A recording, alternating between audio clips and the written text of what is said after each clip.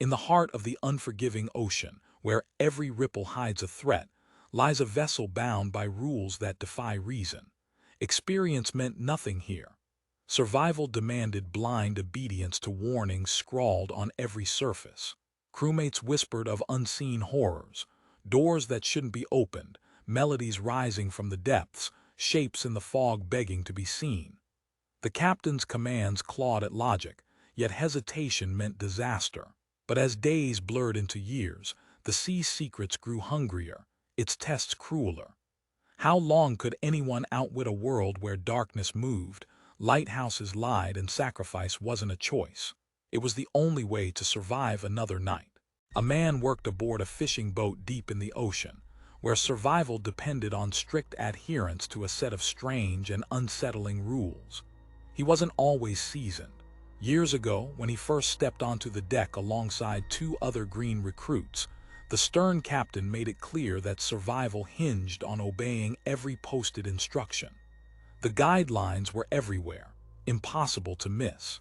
The job was tough, the sea tougher, but the rules were tougher still. The first rule was simple in wording but rigid in practice. What the captain said went. On their first outing, the deckhand and another crew member stood inside the helm when a knock echoed from the starboard door. Instinct said to open it, but the captain ordered them to wait. The knocking grew desperate. As confusion swelled, the portside door opened quietly, revealing the third crew member, unharmed and unaware. Instantly, the knocking ceased. That lesson sank deep. Next time, hesitation or disobedience might cost more than a scare. Another rule warned of singing from the nets. It sounded ridiculous until a strange melody drifted up from the tangled ropes. Peering over the edge, the deckhand glimpsed a shape too large and too human to ignore. A scaled, clawed hand reached upward and panic kicked in. With trembling fingers, he cut the net loose. The creature shrieked as it plunged back into the sea, its voice fading into the vastness.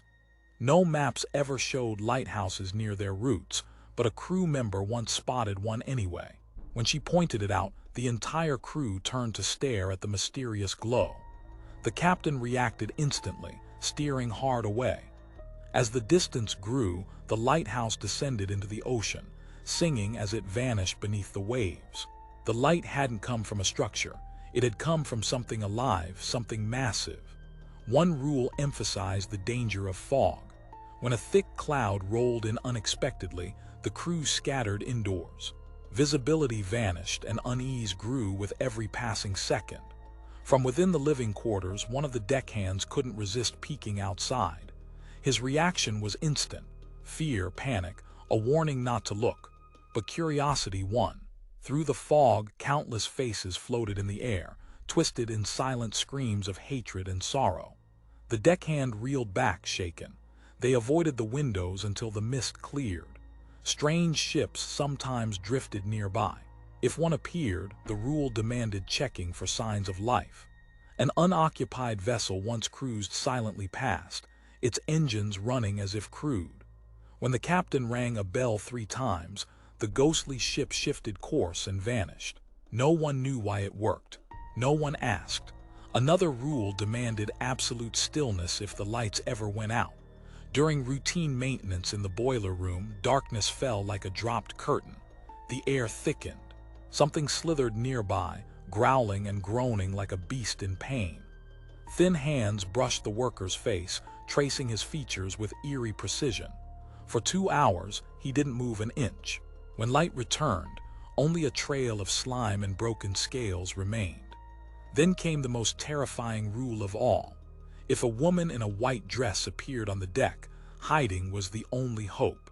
She was enormous, impossibly thin, her arms dragging claws across the boards. One crew member failed to take cover in time.